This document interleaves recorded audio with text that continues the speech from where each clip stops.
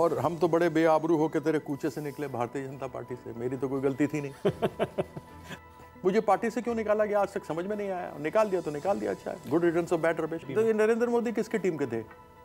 ये भी तो रथ में पीछे पीछे रहते थे।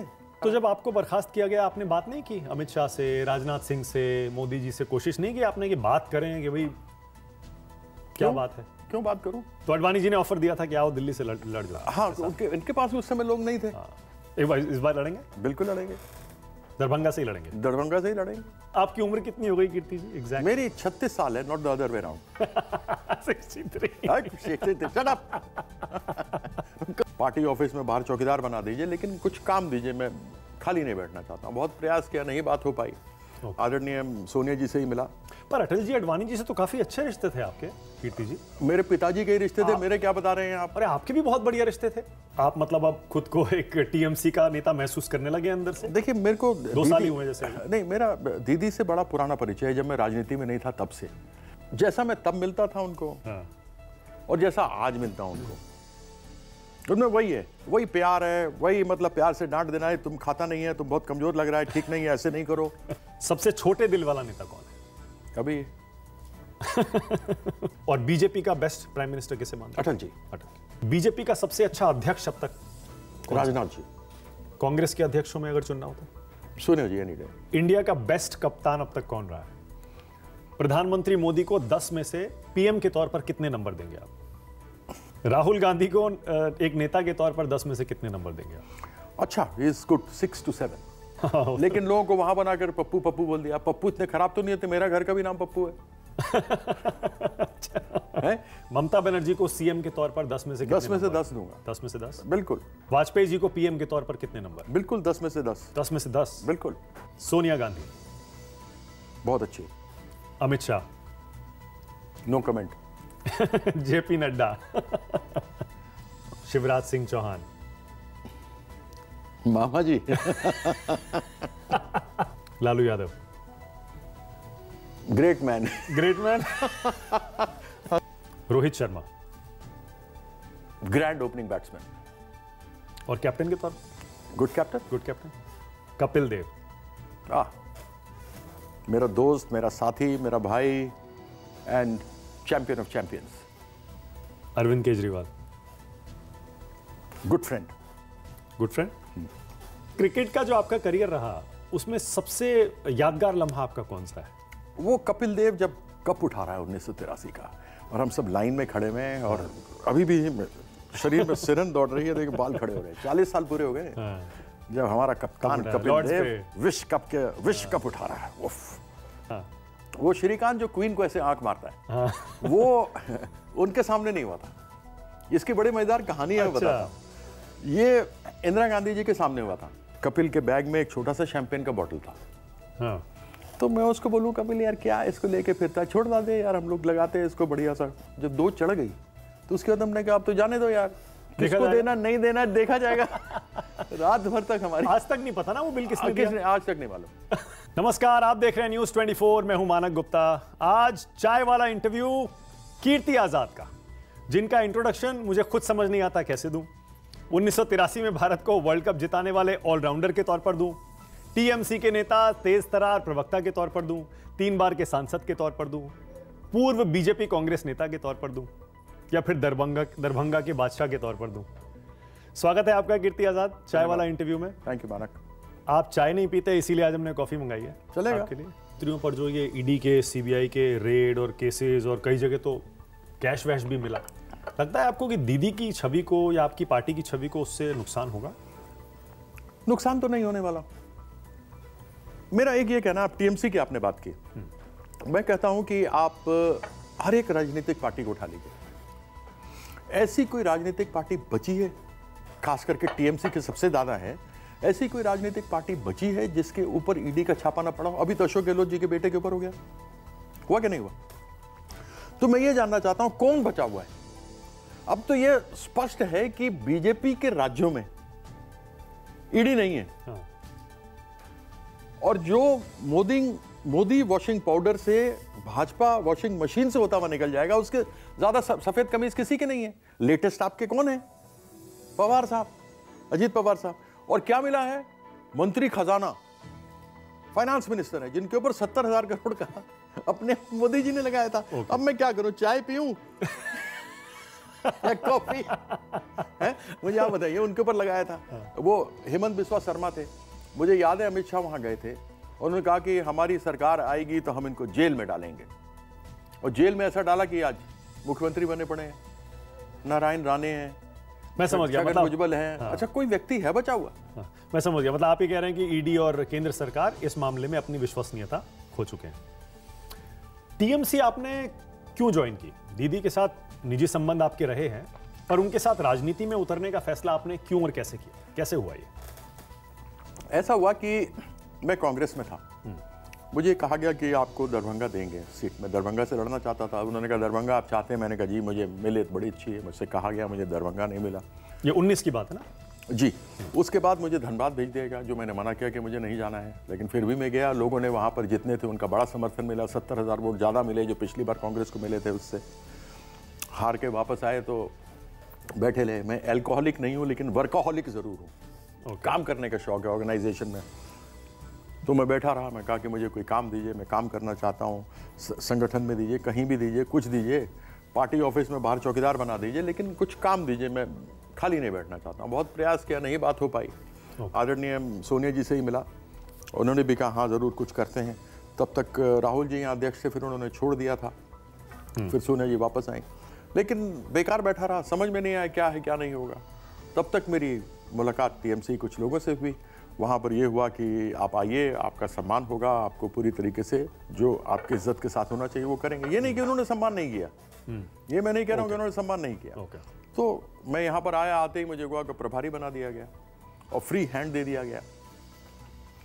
वही जो 5-6% वोट मिले भी आपकी पार्टी को, 8.5 अगर हमारी 25 को देखें तो। और हम तो बड़े बेआबरू होकर तेरे कूचे से निकले भारतीय जनता पार्टी से, मेरी तो कोई गलती थी नहीं। मेरे कोई कागज तो दस्तावेज तो बनाए हुए थे नहीं है? बीजेपी वाली टीस है अभी आपके अंदर? नहीं, टीस क्यों नहीं होगी? आप मुझे ये बताइए कि 1993 में बीजेपी से जुड़ा, अच्छे नेता थे, लेकिन राष्ट्रीय स्तर के नेता जिनकी पहचान हो वो नहीं थे। कौन कौन थे राष्ट्रीय पहचान वाले? एक आपके अटल जी थे, एक अडवाणी जी थे, उमा भारती थी, डॉक्टर मुरली जोशी थे एक तरफ में, शत्रुघ्न सिन्हा बीच में आए, और छठा मैं था। इसके अलावा राष्ट्रीय स्तर पर मैं पूरे सम्मान के, सुषमा जी थी, बड़ा अच्छा बोलती थी, वो बिल्लारी जाकर के चुनाव लड़ी भी हैं, लेकिन उनका पंजाब, हरियाणा, दिल्ली इन सब एरियाओं में था। कल्याण सिंह जी का यूपी में था, वेंकैया जी का आंध्र प्रदेश में था, प्रमोद जी महाराष्ट्र और गोवा के अधिक करते थे। तो एक राष्ट्रीय स्तर पर किसी को घुमाना है जिसका नाम, क्योंकि नाम चाहिए था भारतीय जनता पार्टी को। 1993 में उस समय जुड़ा। आज भी अगर आप देखें तो 90% से ज्यादा तो मैं सीनियर हूँ। 1993 में ही एमएलए बन गया था, 93 में क्रिकेट खेल रहा था, क्रिकेट छोड़ दिया। हाँ, दिल्ली से और क्रिकेट छोड़ दिया हमने, कप्तान थे दिल्ली के, 99 मैच फर्स्ट रणजी ट्रॉफी खेल चुके थे, 100 कर सकते थे, नहीं किया उसके लिए। यहाँ पर आए तो जेटली ने कहा कि मैं ऐसे अध्यक्ष के लिए लड़ रहा हूँ। मैंने कहा भैया तो बड़ा चोरी हुआ, यहाँ पे ध्यान रखना, यहाँ पहले सीबीआई आ चुकी है। नहीं करेंगे, ये है वो है साथ में। तो साथ में हम लोगों ने काम किया और मैं बार बार बताता रहा। चिट्ठियाँ मेरे पास लिखी, दर्जनों चिट्ठियाँ लिखी हुई हैं, मेरे ख्याल से 100 चिट्ठियाँ होंगी। उनको लिखता रहा कि देखो ये गड़बड़ हो रहा है, ये हो रहा है, नहीं हो रहा। हमने पार्लियामेंट में क्वेश्चन किया, उन्होंने SFIO लगा दिया। SFIO लगाने के बाद सरकारी दस्तावेज थे, मेरे नहीं थे, उसमें 400 करोड़ का घोटाला आ गया। फिर अपने जस्टिस विक्रमजीत सेन, मैं खुद गया था, आर्गुमेंट किया कोर्ट में, वकील नहीं रखा, तो वहाँ पे एडमिनिस्ट्रेटर अपॉइंट किया गया, पहले मुकुल मुडगिल साहब को, उसके बाद जस्टिस विक्रमजीत सेन को। उसने भी कह दिया हाँ जी साहब 398 करोड़ रुपए का घोटाला हो, तो मेरी तो नहीं थी ना। तो नहीं, मैं ये समझ रहा हूँ 93 में जो आप बीजेपी में आए थे तो वो कैसे हुआ था आना? वो कौन लाया था आपको राजनीति? वो बताया था ना कि अडवाणी जी के बच्चे हमारे साथ स्कूल में पढ़ते थे। अच्छा। तो उनसे बात होती रही, तो अडवाणी जी ने ऑफर दिया था कि आओ दिल्ली से लड़ जाओ। हाँ, इनके पास भी उस समय लोग नहीं थे। मैं लड़ना चाहता था विश्वासनगर गंगा उससे यमुना पार से, दिल्ली से। हाँ, लेकिन उन्होंने गोल मार्केट सीट मुझे दी थी। पर आप जीत गए, जो -C सीट थी इनकी। वो जीत गए हम, तो जीत गए। उसके बाद वो आपका एंट्री था राजनीति, वो मेरा एंट्री बीजेपी में। फिर उसके बाद मुझे इन्होंने दरभंगा भेज दिया लोकसभा लड़ने के लिए 2003 में। हाँ, वो मिथिला का उसको राजधानी कही जाती है, अब आपने देखा है कि 4 युग है, सतयुग, त्रेता, द्वापर, कलयुग। त्रेता में ही रामायण लिखी गई थी, इसका मतलब तब मिथिला था, क्योंकि राजा जनक तो मिथिला के राजा थे, और मैथिली तो सीता माँ को बोलते हैं। जनक नंदिनी जानकी माँ सीता के जन्म स्थान भगवान राम के ससुराल वाला आदमी हूँ। तो दरभंगा से मुझे भेजा गया, वहाँ से 3 बार सांसद बन गया। हाँ। और फिर वहीं से लड़ने की तैयारी है। एक बार इस बार लड़ेंगे? बिल्कुल लड़ेंगे, दरभंगा से ही लड़ेंगे। दरभंगा से ही लड़ेंगे। और टीएमसी के टिकट पर लड़ेंगे? अब देखिए, अलायंस में बात होगी। अलायंस में तो बात हो ही नहीं रही है। 3 दिसंबर के बाद होगी ना, इलेक्शन चल रहे हैं, आपको तो मालूम है, 5 स्टेटों में हो रही है, आपको पता ही है। आपको यकीन है कि आपको नीतीश कुमार, लालू जी और कांग्रेस पार्टी बिहार में टीएमसी को एक सीट देने को तैयार हो जाएंगे? आशा तो जब, या फिर एक ज्वाइंट कैंडिडेट के तौर पर खड़ा कर सकते हैं? एग्जैक्टली वही तो बात हो रहा है। नहीं, चाहे सिंबल पार्टी का हो या ना हो, ऐसा भी हो सकता है। वो तो ये लोग ऊपर वाले तय करेंगे क्या करना नहीं करना, लेकिन मेरी जो इच्छा है वो मैंने कह दी। और दीदी ने कहा कि नहीं, तुम बंगाल से लड़ जाओ इधर से कहीं। नहीं, बंगाल से भी ऑप्शन है। अब वो तय होता है, देखिए अब अल्टीमेटली तो पार्टी तय करेगी आप क्या करने वाले हैं। हाँ ठीक, लेकिन मेरी इच्छा दरभंगा से ही है। मतलब आपकी उम्र कितनी हो गई कीर्ति जी? एग्जैक्ट मेरी 36 साल है, not the other way around. 63 shut up. कोई 63 नहीं है। 36। मेरा फिटनेस देखो भाई, बताओ अभी भी नहीं, कमाल है। मैं अभी जा रहा हूँ, आप खेलते हैं? वर्ल्ड कप खेलूंगा अभी फरवरी मार्च में, 36 अबव वालों का। फिर तो आप खाली नहीं बैठ सकते। नहीं, मतलब आपको लगता है अभी 2-3 टर्म लोकसभा में आप और कम से कम 2 टर्म 3 टर्म और निकाल देंगे? एक टर्म करने का है, जरा अच्छे से ठोकने का है। 5 साल, क्योंकि हम रुके तो कभी नहीं जिंदगी में। सच बोला, आज तक मेरे ऊपर कोई इल्जाम नहीं कि चोरी की, डकैती के, मतलब भागवत झा, स्वर्गीय भागवत झा आजाद के परिवार के किसी बच्चे के ऊपर आज तक कोई इल्जाम नहीं है। और चोरी, डकैती, झूठ बोलना, कमीशन खाना, ये सब नहीं है, न मेरे पिता पर थी, न हम में से किसी के ऊपर है। और मेरे पिता ने जीते जी कह दिया था कि जब तक मैं जिंदा हूं मेरा बच्चा कोई भी कांग्रेस से चुनाव नहीं लड़ेगा, राजनीति में नहीं आएगा। तो सबसे बड़े भाई मेरे डॉक्टर, ऑप्थेल्मोलॉजिस्ट, ऑल ऑप्थेल्मोलॉजिकल सोसाइटी जो दुनिया की है उसके प्रेसिडेंट हैं। दूसरे भाई मेरे आईपीएस ऑफिसर, वो स्पेशल डायरेक्टर इंटेलिजेंस ब्यूरो थे, कैबिनेट सेक्रेटरी ऑन सिक्योरिटी थे। तीसरा मैं, ब्लैक शीप। तो आप कहां से कांग्रेस में चले गए फिर, जब पिताजी ने कहा था कोई कांग्रेस से नहीं लड़ेगा? तो जब तक मैं जिंदा हूं। ओके। उनका देहांत 2011 में हो गया। पर अटल जी, अडवाणी जी से तो काफी अच्छे रिश्ते थे आपके कीर्ति जी। मेरे पिताजी के रिश्ते थे, मेरे क्या बता रहे हैं आप? अरे आपके भी बहुत बढ़िया रिश्ते थे।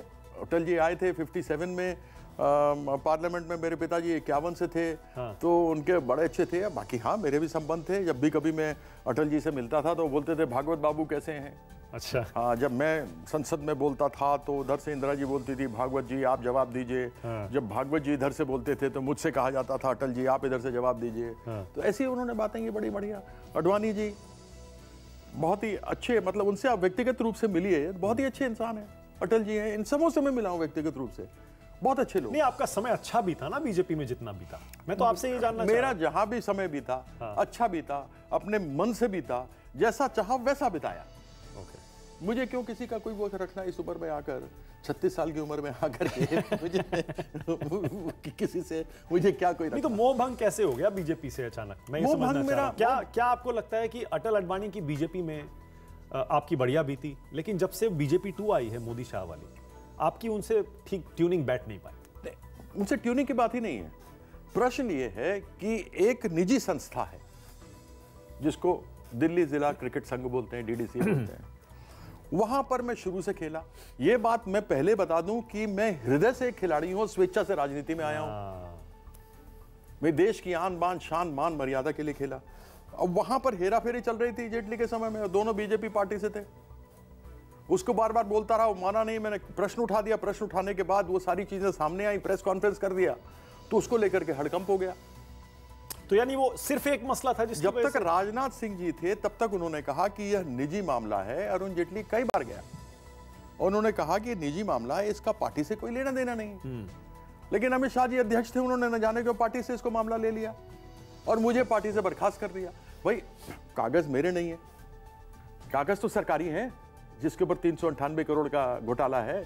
जस्टिस विक्रमजीत सेन जिसको कोर्ट ने किया, उन्होंने स्पेशल ऑडिट कराई जिसको फोरेंसिक ऑडिट कहते हैं, उसमें भी इतना ही निकला। मेरे कागज तो नहीं थे ना भाई, सरकारी कागज थे ना। तो वही मैंने कहा कि जांच करा दीजिए, अगर मैं गलत हूं तो यहां भाजपा का झंडा जहां लटकाते हैं वहां लटका दीजिए। मैंने गलत तो नहीं कहा, मैंने झूठ क्या कहा, मेरे मनगढ़ंत कागज थे क्या? नहीं थे। अब ये और स्वर्ग चले गए या कहाँ गए मुझे मालूम नहीं, अरुण जेटली जी की आत्मा को शांति मिले, लेकिन क्या हुआ नहीं हुआ, मुझे पार्टी से क्यों निकाला गया आज तक समझ में नहीं आया। निकाल दिया तो निकाल दिया, अच्छा है, good returns of bad rubbish. आपने देखा होगा अभी 3 स्टेट में जहां इलेक्शन हो रहे हैं वहां शिवराज सिंह को सीएम का चेहरा नहीं बनाया, वसुंधरा राजे को नहीं बनाया, रमन सिंह को नहीं बनाया, और तीनों अटल और अडवाणी के टाइम के नेता हैं, उस टाइम भी सीएम थे। क्या आपको भी महसूस होता है कि आप अटल अडवाणी के टीम के थे, उनके टाइम के थे, इसीलिए नई बीजेपी में आप एडजस्ट नहीं कर पाए? तो ये आपका स्वागत नहीं था नई बीजेपी तो में? ये नरेंद्र मोदी किसके टीम के थे? ये भी तो रथ में पीछे पीछे रहते थे। जहां पर अडवाणी जी जाते थे, हमारी ट्रेन पे यात्रा भी थी, तो माइक कंधे पे कौन रखता था? मोदी जी रखते थे कंधे पे माइक, और अडवाणी जी बोलते थे। मुझे याद है बेंगलोर का जब हमारा हुआ था, तब वो छोटा वाला हैंड माइक नहीं होता है, स्टेशन पर गाड़ी रुकती थी तो वहां पे अडवाणी जी आते थे, नरेंद्र मोदी जी के कंधे के ऊपर भोंपू होता था और वो बोलते थे, फिर चले आते थे। तो वो भी तो उसी टीम के थे। 2002 में गोधरा के बाद जब मोदी जी को निकालने की बात हो गई तो बचाया किसने था? अडवाणी जी ने बचाया था, अन्यथा तो ये तय हुआ था कि इनको हटाया जाए। तो ऐसा कुछ नहीं है, जो बना आज, जो नींव बनी उन लोगों के समय में बनी, उसको आगे बढ़ाना चाहिए, और ये लोग बढ़ा ही रहे हैं जिस तरीके से देख रहे हैं। बहुत अच्छा सब कुछ है। आप देखिए अभी किसके ऊपर, अरविंद के, मनीष सिसोदिया के ऊपर उसको फिर आगे बढ़ा दिया। तो ईडी का प्रवक्ता नहीं आया भाजपा में, भाजपा वाले जो ईडी के प्रवक्ता वही पहले बोलते हैं। अब ईडी की, सीबीआई की, इनकम टैक्स की, किसी की भी रेड होती है तो जो अधिकृत इन संस्थाओं से प्रेस का आना चाहिए, वक्तव्य आना चाहिए संस्थाओं का, वो नहीं आकर के भारतीय जनता पार्टी के ऑफिस से आती है। तो आप समझ सकते हैं खेल कहां से खेला जा रहा है। तो जब आपको बर्खास्त किया गया, आपने बात नहीं की अमित शाह से, राजनाथ सिंह से, मोदी जी से? कोशिश नहीं की आपने कि बात करें कि भाई क्या बात है? क्यों बात करूं? आपने मतलब मन बना लिया था कि अब टाइम खत्म हो गया बीजेपी? मैंने कभी सोचना नहीं था कि मैं निकलूंगा। मैं क्यों जाके भीख मांगू किसी से? मैंने कुछ गलत किया था क्या जो जाकर मैं इन लोगों से बात करूं? क्यों करूं? नहीं करूंगा। मेरे पिताजी ने इतना तो सिखाया था, स्वाभिमान। अभिमान नहीं था, स्वाभिमान था, अहंकार नहीं था, घमंड नहीं था। लेकिन यह जरूर था कि हमने कुछ गलत नहीं किया। जब हमने गलत नहीं किया तो फिर हमें डरना क्यों? ओके। जब आप तीसरी बार सांसद बने थे तब 2014 में बने थे। हाँ।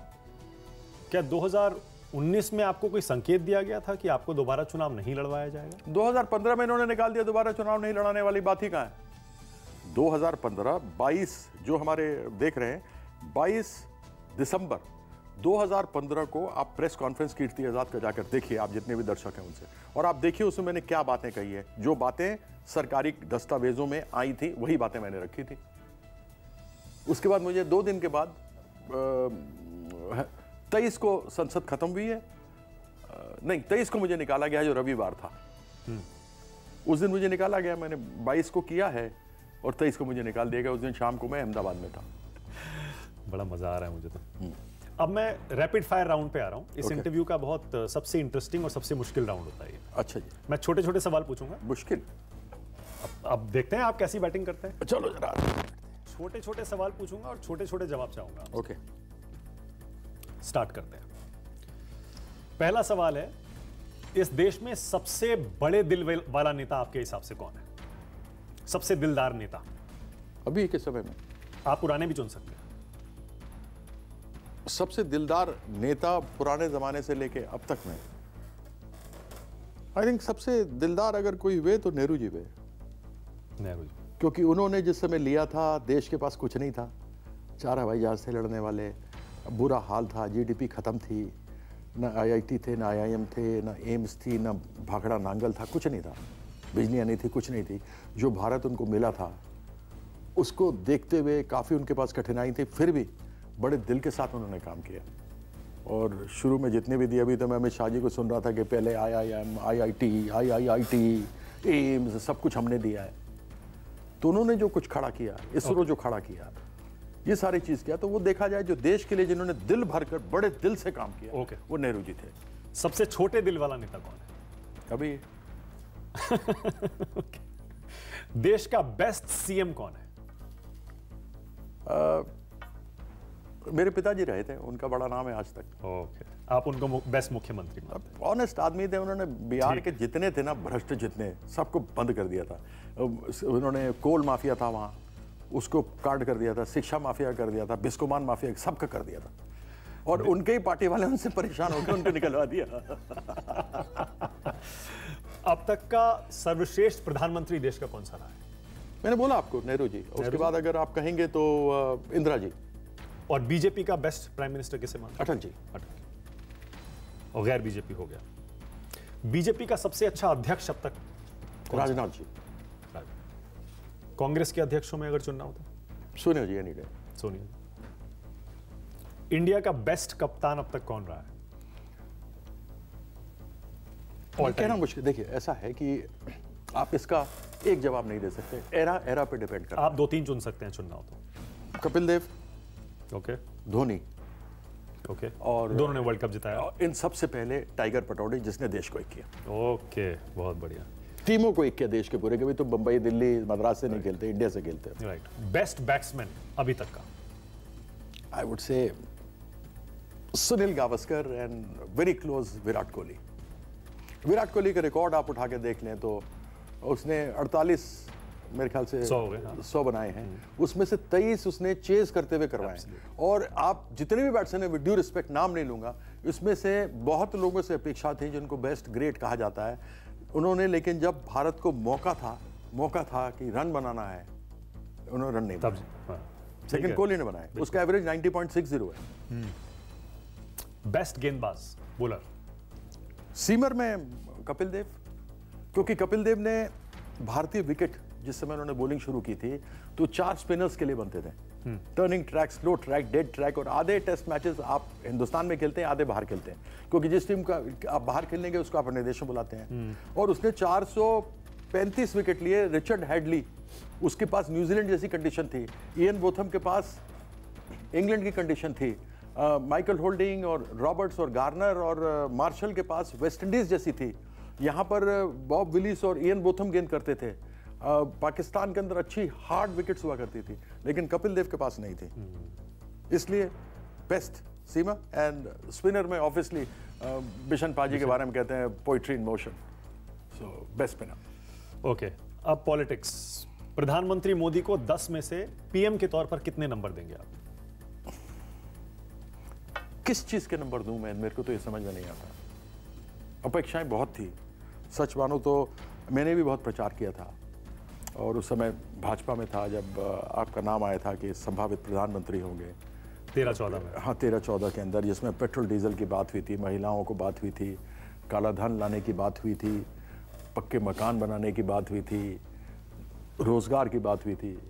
आज उस सबों पे फेल कर गए, क्या नंबर दूं? ओके, राहुल गांधी को एक नेता के तौर पर 10 में से कितने नंबर देंगे आप? अच्छा, he is good, 6 to 7। Okay, specially after the Bharat जोड़ो यात्रा। नॉट ओनली भारत जोड़ो, उनके साथ में उनके ऊपर एक किया था, यहाँ से आलू निकालो, यहाँ से सोना निकालो, वो उन्होंने नरेंद्र मोदी के लिए कहा था। लेकिन लोगों को वहां बनाकर पप्पू पप्पू बोल दिया। पप्पू इतने खराब तो नहीं होते, मेरा घर का भी नाम पप्पू है। सो ऐसी बात नहीं है, इंटेलिजेंट है, इनएक्सपीरियंस था, एक्सपीरियंस बड़ा है, एंड ही, और वो एक अच्छे नेता के रूप में उभर रहे हैं। ओके, ममता बनर्जी को सीएम के तौर पर 10 में से 10 में से 10 दूंगा। 10 में से 10, बिल्कुल। वाजपेयी जी को पीएम के तौर पर कितने नंबर? बिल्कुल 10 में से 10। 10 में से 10, बिल्कुल। देखिए उनके साथ क्या था, क्यों 10 में से 10? ये जरूरी नहीं है कि आपने परफॉर्मेंस किया है या नहीं किया, लेकिन किस तरह आपने सरकार चलाई, आपने किस तरह सरकार चलाई, आपने किस तरीके से लोगों से रिश्ते रखे। ओके, आपने क्या किसी के ऊपर बदले की भावना रखी, या विपक्ष के साथ भी आप उनकी इज्जत करते हुए साझा मिलकर के आपने सरकार चलाया। ओके, नीतीश कुमार को सीएम के तौर पर कितने नंबर? देखिए, नीतीश कुमार 2005 से 2010 मैं कहूंगा वो बिहार का स्वर्णिम काल था, ऐसा काल नहीं आया। सड़कें बनी, टूटी फूटी सड़कें हैं, सड़क में गड्ढा है, गड्ढे में सड़क है, नहीं मालूम था। बिजली नहीं थे, घर नहीं थे, रास्ते नहीं थे, पानी नहीं था, स्कूल नहीं थे, अस्पताल नहीं थे, लेकिन उन्होंने वो 2005 से लेकर 2010 में जो काम किया है ना, वो अद्वितीय है। और उस समय सबसे बढ़िया हमारा जीडीपी था बिहार का। लेकिन उसके बाद धीरे धीरे वो चीज कम होती गई, भारतीय जनता पार्टी प्रेशर डाल डाल के इन्हीं के ऊपर कहते रहे भाई डबल इंजन की सरकार है तो सारा दोष नीतीश कुमार का तो नहीं हो सकता भाई, तुम्हारा भी तो 50% होना चाहिए। लेकिन उन्होंने उस चीज को माना नहीं, समझ गया, और उनको काम नहीं करने दिया क्योंकि उनको डर था। बीजेपी कहीं नहीं है अभी बिहार में। इस बार लगता है आपको कि बीजेपी देखिए ये 15-20 सीटें निकाल लेगी? लोग कह रहे हैं कि जेडीयू अलग हो गई, नीतीश जी चले गए, हाँ, तो सीटें कम तो होंगी? नहीं होंगी। अब बीजेपी के तो बस सीटें कम होंगी, बीजेपी 5 या 6 मिलेंगे, मिल जाए वो भी बड़ी बात है। 5-6, हाँ। अब मैं एक नेता का नाम लूंगा और जो पहला शब्द आपके जहन में आता है आपको वो बोलना है। सोनिया गांधी, बहुत अच्छी। प्रियंका गांधी, एक बार मिला हूं बस। Amit Shah, no comment. जेपी नड्डा, पुराना जानता हूं, ये युवा मोर्चा में साथ में थे, इनको एक्सरसाइज कराता था मैं। ओह अच्छा। वेंकैया नायडू के साथ। अच्छा। अटल बिहारी वाजपेयी, पिता तुल्य। लाल कृष्ण आडवाणी, पिता तुल्य। शिवराज सिंह चौहान, मामा जी। सेफ आंसर है ये। वसुंधरा राजे, व्यक्तिगत रूप से मैं उनको जानता हूं, मित्र था। मित्र। रमन सिंह, उतना भेंट नहीं है मेरा। Lalu Yadav, great man. Great man. हंसा हंसा के पागल, मतलब मैंने ऐसा भाषण देने वाला नहीं सुना। उनके बारे में तो पाकिस्तान के लोग भी कहते थे यहां आएंगे यहां भी चुनाव जीत जाएंगे। हाँ। तेजस्वी यादव, बेटा समान। Rohit Sharma, grand opening batsman और कैप्टन के तौर पर good captain. Good captain. Understood है, रोहित शर्मा बोल दिया तो कप्तान है। तो इन दोनों में से, विराट और रोहित में से बेटर कैप्टन कौन चुनना हो तो? फिर वही बात, यू मुश्किल है। नहीं, दोनों की अपनी क्वालिटीज, अपनी क्वालिटीज। जैसे आईसीसी टूर्नामेंट कोहली नहीं जिता पाए, रोहित भी अभी तक नहीं जिता पाए। रिकॉर्ड सारे रिकॉर्ड के लिए थोड़ा ना खेले जाता सब कुछ। Okay. Virat Kohli, brilliant player, great athlete, man of crisis for India. Okay. Kapil Dev, मेरा दोस्त, मेरा साथी, मेरा भाई and champion of champions. Sunil Gavaskar, Sunny भाई, best opening batsman in the world ever. Best. अपनी सबसे बड़ी गलती क्या मानते हैं कीर्ति आजाद? सच बोल देना, तुरंत बोल देना, मुंह पे बोल देना और नुकसान ले लेना, लेकिन मुझे कोई गम नहीं। Mahendra Singh Dhoni, one of the best captain of India. Sheila Dikshit, superb man, Sheila Dikshit, grand lady of Delhi politics. Arvind Kejriwal, good friend. Good friend, no other comment. नहीं, I mean is a good friend, I have nothing to comment against him. भाई दिल्ली में आप दो बार आप चुनाव जीत जाओ, 3 बार आप अगर 3 बार लगातार आप चुनाव जीत जाओ तो आप में कुछ तो है ना। एब्सोल्युटली। ऐसे तो नहीं जीत सकते आप, तो उसको अप्रिशिएट करना चाहिए। आजकल सुना है ईडी लग गई फिर उसके ऊपर। बड़ा गंभीर मसला है। रियली नहीं, अब तो ये मजाक है। हाँ। पहले लगती थी तो गंभीर होता था मसला, अब तो जैसे कि अच्छा उसके ऊपर लग गया, बहुत बढ़िया। अब हम वेट कर रहे हैं हमारे पे कब लगेगी। आप पर क्यों लगेगी? क्यों कुछ भी लग सकती है, मैं बोल रहा हूँ ना यार, बोल रहा हूँ ना, ये इंटरव्यू के बाद लग सकती है।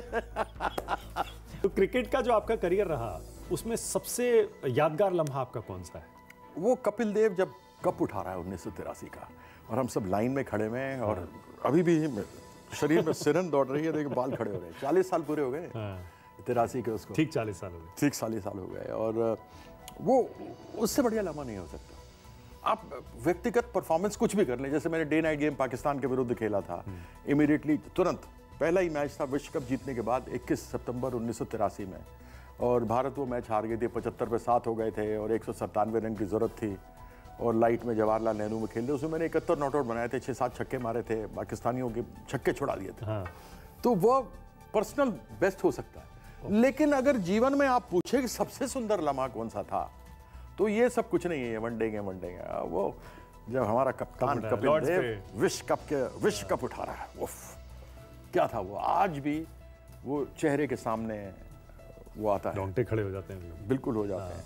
मुझे याद है मेरी वो बॉलिंग सेमीफाइनल में मैंने बोथम को आउट किया था, 12 ओवर 28 रन दिए थे, 1 विकेट लिया था, और जिमी ने दूसरे ओवर से 12 ओवर डाले थे 27 को, कि इंग्लैंड 100 पे 2 थी उस समय 25 ओवर में, और 4 का एवरेज बड़ा अच्छा माना जाता था। तो हम लोग दोनों ने मिलकर 55 रन दिए और हमने 24 ओवर निकाल दिए, यानी एक ओवर बचा था 100 कितना, ये 55 रन में हम दोनों ने 24 ओवर निकाले, फर्स्ट क्लास बढ़िया। 60 ओवर का मैच होता था। हाँ। और केवल 55 रन दिए और 4 विकेट निकाल दिए। 2 जिमी ने निकाले, 1 रनआउट मैंने किया और बोल्ड किया। तो वो हमारा कंट्रीब्यूशन था, लेकिन क्या कहा जाए। आपने गौतम गंभीर का एक बयान बार बार नोटिस किया होगा, अक्सर वायरल भी होता है वो, उन्होंने मुझे खुद इंटरव्यू में भी बताया था। बोलते हैं कि वो 2011 का जो वर्ल्ड कप जितवाया था टीम इंडिया को, सारी टीम में, वो कहते हैं धोनी को क्रेडिट गलत दिया जाता है, कैप्टन को सारा क्रेडिट नहीं देना चाहिए। टीम के बाकी प्लेयर्स ने भी अच्छा किया था। युवराज सिंह देखिए कैंसर में खेल रहे थे, गौतम गंभीर की खुद की इतनी बढ़िया पारी थी, और भी कई प्लेयर्स थे। आपको भी लगता है कि 83 के वर्ल्ड कप का श्रेय जितना कपिल देव या कप्तान को दिया जाता है वो गलत दिया जाता है, टीम के खिलाड़ियों को भी मिलना चाहिए, जैसे आपने अभी अपने परफॉर्मेंस के बारे में बताया। और एक आदमी नहीं खेलता, लेकिन जब युद्ध होता है तो उसमें इंस्ट्रक्शन कप्तान के चलते हैं, जनरल के चलते हैं, जो जनरल होता है। नीचे बैठे कर्नल के भी नहीं चलते, नीचे बैठे ब्रिगेडियर के भी नहीं चलती, मेजर की भी नहीं चलती, चलती कप्तान की है। और इसमें कोई दो राय नहीं कि लड़ती जो सेना है उसका बराबर का हिस्सेदार होता है, लेकिन जिसने नेतृत्व किया होता है, एक तो कोई नेतृत्व करेगा ना, सब बराबर है, एक तो कोई नेतृत्व करेगा। तो जब नेतृत्व करेगा तो नाम यही आएगा, कपिल्स डेविल्स। ये हमने नहीं, तो अंग्रेजों ने किया। ये थोड़ा ना कि हम हिंदुस्तानी कह रहे हैं कि कपिल 11, कपिल्स डेविल्स उसका नाम था। तो हम सारे उसके डेविल थे, साथ में मिलकर सबने इकट्ठे किया, लेकिन कोई ना कोई रिसीव तो करने जाएगा ना। तो उसमें कप्तान गया। He deserves the credit. Yes, he deserves and his team deserves. Kapil deserves and we all of us deserve. जो गौतम बोल रहा है, मैं उसकी बात को गलत नहीं कह रहा हूं, लेकिन उसको इस भाव से कहना कि वो नहीं हो सकता, वो गलत है। कप्तान कप्तान है, वो तो आपको मानना पड़ेगा। घर में बाप अगर बड़ा है तो बाप है। अब कमाई करके पुत्र आ रहे हो तो ये थोड़ा ना कि बाप कमाई नहीं कर रहा तो इसको तो साइड में करो, बच्चे को आगे करो, उनकी योगदान ज्यादा है, बाप का योगदान नहीं है, ये तो नहीं हो सकता। ये जो 83 फिल्म बनी है इसमें बहुत इंटरेस्टिंग किस्से दिखाए। अरे मजेदार है, बहुत सारे सही है क्या? यस, सारे सही है एक्सेप्ट वन, जो कि यहाँ पे ऐड कर दिया गया। वो श्रीकांत जो क्वीन को ऐसे आंख मारता है, वो उनके सामने नहीं हुआ था। इसकी बड़ी मजेदार कहानी है, बताता हूं। ये इंदिरा गांधी जी के सामने हुआ था। क्या हुआ कि जब पूरी टीम जा रही थी मिलने 83 के बाद उनके घर एक सफदरजंग रोड पे, तो श्रीकांत से बोला ऐसे ऐसे मत कर दिए सामने, don't do like this, because उनकी आदत थी ना, ऐसे ऐसे करता था वो, ऐसा है ऐसे ना, उसको बोला ऐसे उनके सामने मत कर देना। तो वो बड़ा कॉन्शियस हो गया, एकदम ऐसे टाइट हो गया, वो कोई कुछ नहीं कर पाया। वहाँ लाइन में खड़े हो गए, इंट्रोडक्शन हो रही है, तो श्रीकांत के पास आए, तो श्रीकांत ने ऐसे कर ही दिया, बड़ा रोका, ऐसे कर दिया, चले गए। फिर हमने उससे कहा कि यार तू पागल हो गया, यू गॉन मैड, तुमने ऐसे क्यों किया, you shouldn't have done it, I mean कितना गंदा लगता है। बोला मैंने पहले नहीं किया, वो मैडम किया तो हम किया, क्योंकि इंदिरा जी को भी आदत थी थोड़ी सी ऐसी, राइट, सो शी फर्स्ट तो ब्लिंक कर गया। मतलब हम लोग अंडरडॉग्स थे, जो उसमें फिल्म में दिखाया गया है कि हम तो मतलब कॉन्फिडेंट नहीं थे कि हम जीत पाएंगे, और वो एक चमत्कार ही हो गया बेसिकली। कोई इंटरेस्टिंग किस्सा आपको याद है उससे? अरे ऐसा है कि मैं वहां पे लैंकाशायर में खेल रहा था, कपिल भी वहीं खेल रहा था, जिमी भी वहीं खेल रहा था, सुनील वॉल्सन भी वहीं खेल रहा था, आई थिंक मद्दीपा भी वहीं खेल रहे थे। हम 4 या 5 लोग वहां काउंटी क्रिकेट खेल रहे थे। तो हमारी यहाँ टीम सिलेक्शन हुई, तो कपिल का फोन आया, बोला भी बधाई हो कीर्ति। अब कपिल और हम लोग स्कूल टाइम से कॉन्टेम्पररी थे, वो हरियाणा स्कूल में, दिल्ली स्कूल में, दिल्ली यूनिवर्सिटी, वो पंजाब यूनिवर्सिटी, उससे खेलते हुए आगे इकट्ठे रणजी ट्रॉफी में अगेंस्ट में खेले नॉज करते थे। तो कहता भाई कीर्ति तेरा नाम आ गया। मैंने कहा थैंक यू यार कपिल, 1 महीने का फ्री पेड हॉलीडे मिल गया हम लोगों को। पूरी टीम में अकेला आदमी था कपिल, जिसको ये पूरा विश्वास था कि हम अगर चाहें तो विश्व कप जीत सकते हैं। बट उस समय 4 टीमें थी, West Indies, Australia, England, New Zealand, even Pakistan को बड़ा स्ट्रॉन्ग साइड माना जाता था। ये 5 टीमें थी, तो हमारा कोई चांस ही नहीं था। हमारे में से हम लोगों ने जो थे आधे, उन लोगों ने ऑलरेडी जैसे ही राउंड रॉबिन खत्म होगा, हमारी ticket United states of America की बुक हो गई थी, क्योंकि वहां पे हमने कुछ चैरिटी मैचेस खेलने के लिए जाना था। तो हमारा वो जो था वो टिकट सारे कैंसिल हो गए लीग मैचेस के बाद। हाँ, लीग मैचेस के बाद फोन पे उसमें एक सीन भी था, वो कैंसिल कर दो, टिकट कैंसिल कर दो। तो उसमें क्या है कि हमने थोड़ा ना सोचा था हम सेमीफाइनल पहुंच गए। तो टिकट कैंसिल नहीं, वो ये था कि हम सेमीफाइनल फाइनल पहुंचेंगे, तो वो मैनेजर बात कर रहा है इंडिया में कि भाई वो टिकट जो है अगर मान लो ये राउंड रॉबिन के बाद वाला कैंसिल चेंज करा दो। हाँ, तो वो उसको ले, तो ये सारी चीज़ें हुई हमारे साथ। उसके बाद तो हम सेमीफाइनल फाइनल में पहुंच गए। कपिल के बैग में एक छोटा सा शैंपेन का बॉटल था। हाँ।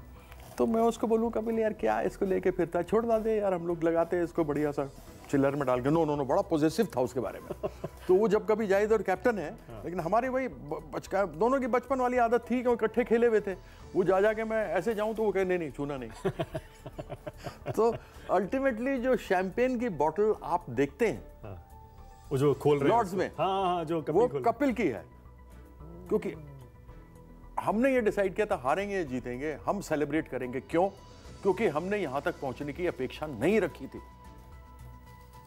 और फिर क्या हुआ, वो हम बॉटल उसने खोली, वेस्ट इंडीज रूम में गए, कपिल गया, मैं पीछे पीछे गया, वो सारा शांति छाई भी, इतने बड़े बड़े मैग्नम बॉटल रखे हुए उनके जो थे उनके। तो कपिल गया, कहता स्किपर, मैं भी पीछे पीछे था, sorry skipper, bad luck all of the game, can I take this? वो ठीक है मैच में है तो ग्राउंड अलग से रहता था सिर्फ, या यू कैन टेक इट। उसने उठाए दो, मैंने उठाए दो, यहाँ आ गए तो बड़े बड़े मैग्नम दे नाली हम लोग सब कोई अपने ड्रेसिंग रूम मतलब हराया भी और माल भी उनका। तो उस रात खूब पार्टी हुई होगी। अरे उस रात हमारे होटल में पार्टी हुई। तो पहले वहाँ पे गए, लास्ट डे था, तो जो हमें अलाउंस मिलती थी 10 पाउंड या कितने मिलते थे, कपड़े भी उसी में साफ करो, सब कुछ उतने में ही करो। तो हमारा जीन्स 14 पाउंड की मिलती थी। तो हमने जो शॉपिंग करनी थी सब कर ली थी। अब शाम को वहाँ पहुँचे तो ऐसा लगे जैसे पंजाब आया हुआ है, ढोल नगाड़े बजे, लोग टोटल भरा हुआ होटल, वेस्टमोरलैंड होटल, बार के ऊपर, और बार के ऊपर ड्रिंक्स लाई जा रहे। तो हमारी ये हालत हुई कि पैसे तो वहाँ लोग देते हैं राउंड से। हमने कहा इसका क्या किया जाए, तो किसी ने ज़बरदस्ती दे दी, तो हमने पी ली। हमने कहा कि हो सकता है शायद उसको वापस पिलानी पड़ेगी। फिर दोबारा आ गई, ज़बरदस्ती दे दी, हमने फिर पी ली। जब 2 चढ़ गई तो उसके बाद हमने कहा अब तो जाने दो यार, किसको देना नहीं देना देखा जाएगा। रात भर तक हमारी, आज तक नहीं पता ना वो बिल किसने दिया? आज तक नहीं मालूम, हमको नहीं पता कि किसने दी। रात भर तक वो मस्ती चलती रही, वो डांस होता रहा। मतलब एक उस दिन जो हमारी जीत हुई है, उस दिन हम एक क्रिकेट के सुपर पावर बने। और कीर्ति आजाद का भी सही मायनों में सुपरस्टार बनना उसी दिन हुआ था। करेक्ट, वो आपका एक नया उदय हो गया। Correct, Kirti Azad had arrived. हाँ करेक्ट। तो कपिल देव हैड अराइव्ड, पूरी टीम के बारे में था, लेकिन हाँ, आपका भी सही मायनों में जो आप स्टार बने, करेक्ट, उसी से बने। मोस्टली सारे उसी से बने। आई मीन कपिल देव और सुनील गावस्कर 2 तो उस समय तक में एस्टैब्लिश थे वर्ल्ड प्लेयर के। तो बाकी जो हमारे बीच में से एस्टैब्लिश हुए और आए, नाम आए, तो उसके बाद ही आया ना।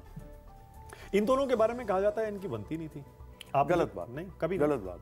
अब यार एक आदमी लिफ्ट से जाए और एक आदमी सीढ़ी से जाए तो ये क्या हो गया? पहुंचना तो एक ही जगह, लक्ष्य तो एक है ना। अब आपके बारे में बात शुरू करते हैं। करिए।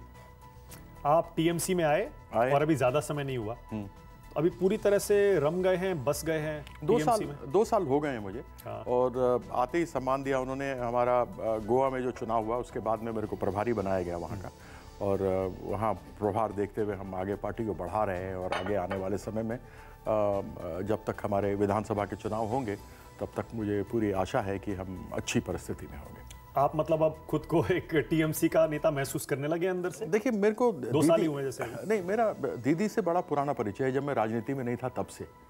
जब 1984 में वो सोमनाथ बनर्जी को हरा करके आई थी और मेरे पिताजी केंद्र में थे, सेंटर में थे, और जिस तरीके से वो बोलती थी, तो राजीव जी उस समय प्रधानमंत्री थे, तो पापा ने कहा था इस लड़की में बड़ा आ गई है, बहुत आगे बढ़ेगी। तब से मुझे भाई पोटा करती थी।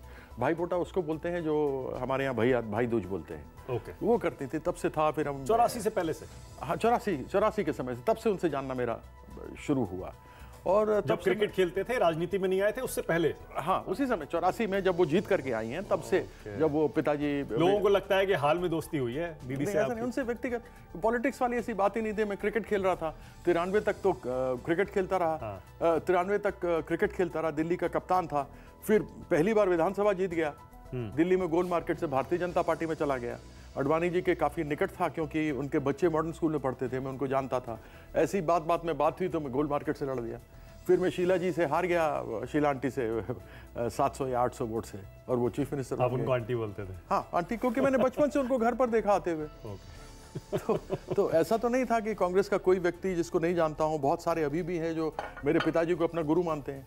अब वो कर्नाटक का प्रभार था, आंध्र प्रदेश का प्रभार था, तो अब खरगे जी हैं, ये लोग सब कोई हैं, ये लोग बड़े ही आदर सम्मान के साथ उनके बारे में बात करते हैं। Absolutely. मनीष तिवारी भी वो उस समय NSUI में था, तो जाके पिताजी से मिला था। तो वो भी बहुत सम्मान करता है। तो ऐसे ये नहीं है कि मैं नहीं जानता हूँ, सब में दोस्ती है। सब में दोस्ती है, अच्छी दोस्ती है। और क्रिकेटर की नहीं होगी तो किसकी होगी? अच्छा, दीदी के बारे में जब से आपने उनके साथ इतनी करीबी से काम करना शुरू किया 2 साल से, क्या आपकी राय ममता बनर्जी के बारे में बदली है, या पहले जो आपकी जान पहचान थी, जितना आप उनको जानते थे, वही राय है अभी? किस राय में मतलब बदली है? मतलब पहले आप उनको शायद निजी तौर पर ज्यादा जानते थे, राजनीतिक तौर पर उनके साथ काम नहीं किया। मैं समझ गया, वो जैसी है ना वैसी है।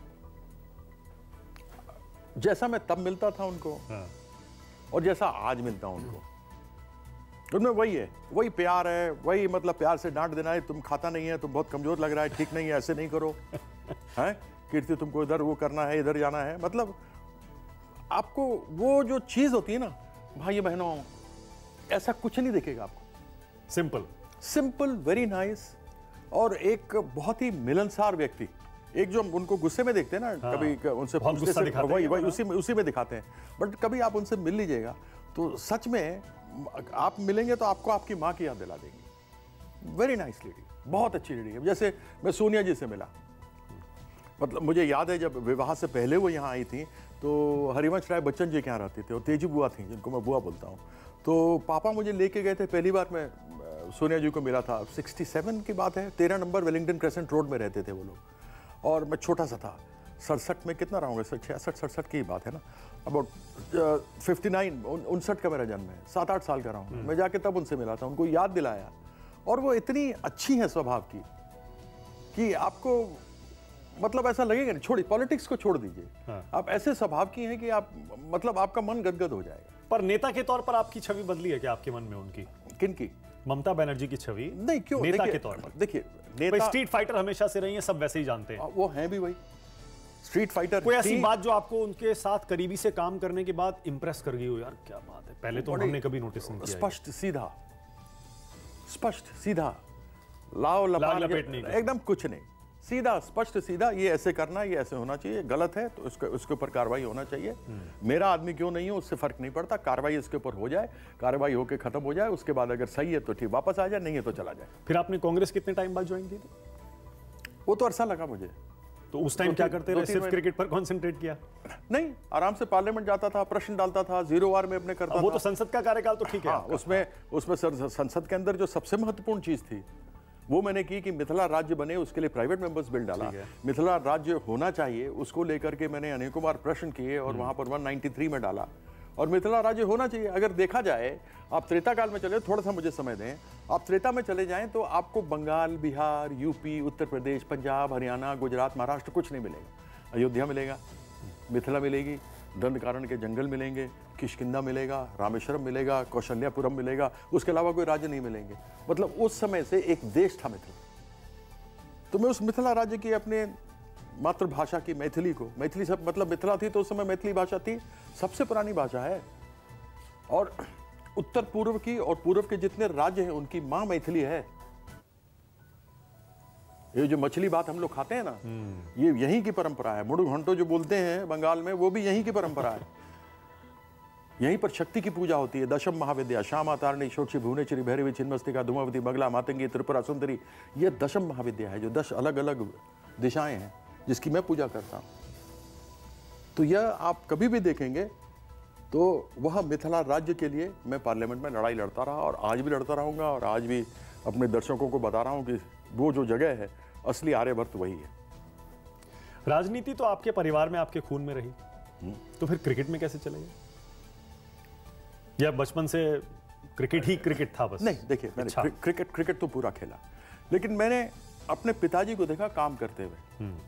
झूठ नहीं बोलना, लारा लप्पा नहीं करना, कमीशन नहीं खाना, लेट से नहीं पहुंचना, लोगों को सच बोल देना, बेटा ये काम तुम्हारा हो सकता है, नहीं हो सकता है। सेवा करते हुए देखा। क्रिकेट के मैदान में जब हम जाते थे, लोगों ने हमारे लिए इतनी तालियां बजाई, इतना कुछ सब कुछ करते थे, प्यार मिलता था। रन बनाते थे तो मालाएं मिलती थी, अगर हार जाते थे पाकिस्तान से तो घर पे जूते पड़ते थे। मतलब कुछ हुआ है कभी इंसिडेंट कोई? नहीं, हमारे उधर तो नहीं हो पाया, हम सुरक्षित थे, लेकिन बाकियों के तो हो जाते थे।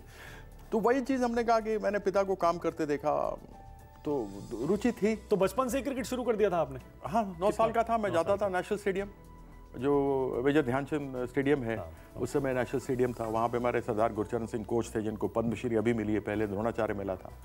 तो उनको, वो मेरे गुरु हैं। अभी बिशन सिंह बेदी चले गए, जिन्होंने लड़ना सिखाया हमें, हमारे कप्तान थे, लड़ना सिखाया। चले तो गए लेकिन हमारे दिल में सदैव रहेंगे। तो वहाँ से क्रिकेट शुरू करने के बाद फिर कभी पीछे मुड़ के क्रिकेट में आपने नहीं देखा, और बीच में जब क्रिकेट खेल रहे थे राजनीति आप परिवार में सीखते रहे। क्रिकेट छोड़ने के बाद फिर वो राजनीति का जो एक अंदर एक था आपका जीन जो था, जिसे मैं कहता हूं, वो समझिए कि एक, वो बाहर आ गया। वो समझिए कि एक इत्तेफाक था कि मैं जयंत को जानता था, अडवाणी जी के लड़के को, फिर प्रतिभा से मिला, उनकी बेटी जो थी। बाद में 93 में इलेक्शन चल रहा था, उस समय ये लोग भी कर रहे थे। ऐसे में उत्साहित होकर बोला क्या है, तो मैंने कहा विश्वासनगर, क्योंकि वहाँ पर मेरी हाउसिंग कोऑपरेटिव सोसाइटी में घर था, एक फ्लैट था, वहाँ से लड़ूंगा। तो वहाँ बात नहीं बनी, तो उन्होंने कहा यहाँ से लड़ लो। तो मैंने मना किया, तो सिकंदर बख्श जी का फ़ोन आया, अरे क्या बेवकूफ़ मत बनो, तुम लड़ो चुनाव, हम देखते हैं कैसे होगा। तो उसके बाद फिर मैं यहाँ से चुनाव लड़ा, उसके बाद तो बाकी रेस्ट इज हिस्ट्री। इतिहास।